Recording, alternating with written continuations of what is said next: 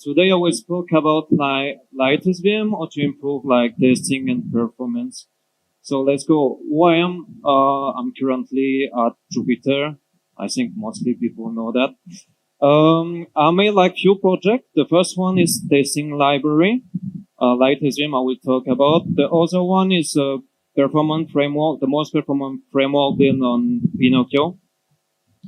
So what is LiteSVM concretely? Like is small, lightweight validator, local validator, or with a lot of customization. So you can like input sysvor, manipulate the account, control the time, you have the history. So for example, let's pick up the flexible signature verification, why it can be useful on testing. Like most of on-chain program, some of program like are called the admin inside the program, right? Inside the state. So when you want to test the how the flow is going with the mainnet data, you need to sign with this admin, and you don't have the keeper, so you can disable the signature verification. It's like pretty cool. So all LiteSVM is working. Like you build an environment, you feed it with the account, you feed it with the programs, you create your transaction, you build it, and you simulate. So what's the difference with the existing solution right now? Some of people know the LocalNet validator, the Solana program test, and Mollusk recently. The main difference is the GS binding. So you can test your, like Bankrun is the successor of Bankrun. And you have like, compared to Mollusk, you have transaction history, account DB. You have mainly the main functionalities and Mollusk actually. So what people are using LiteSVM? I think most of people are using LiteSVM for unit testing. You can test your program. You can test in Rust and JS. So you can test your JavaScript SDK, your Rust client too. And for example, I'm using personally to benchmark my own framework. As you can see, like pretty performant compared to existing solution. But let's talk about like more advanced solution, how we can cut off the RPC cost, the simulation cost. So most of the project use middleware to have in-memory account state of the account of like the programs are you using. Yeah. So the goal is to plug LiteSVM inside the middleware to simulate instead of the RPC call. For example, Titan is using LiteSVM for quoting. It's an aggregator.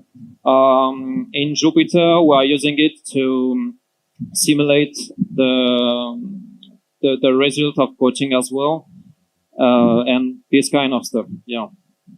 So what's next for the testing environments? So the goal, like LiteSVM is pretty like simple tool.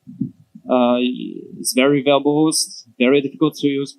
It's easy to use, but you need to duplicate a lot of code. I want to open a way to plug and set up like some environments in your testing environment. Like for example, most of the time you need Oracle, so you can pick up the building community data and set up, modify your SVM to easily create the price on chain, and every plugins can be plugged to other plugins as well. Yeah. So obviously another big problem is a lot of like programs on chain are using always the same thing. Like for example, you want to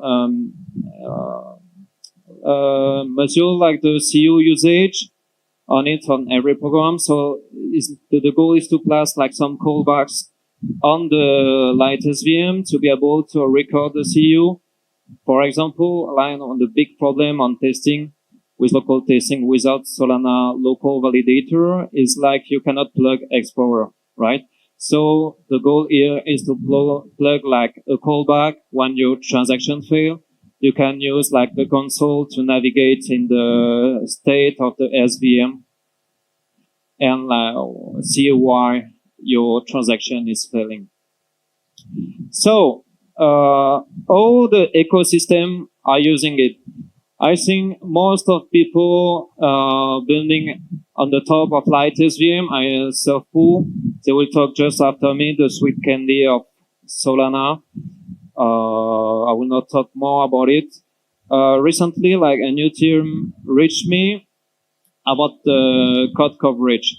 So the goal is to expose the eBPF codes inside the testing environment, so you are able to track like the method used and see how much the test is covered or not.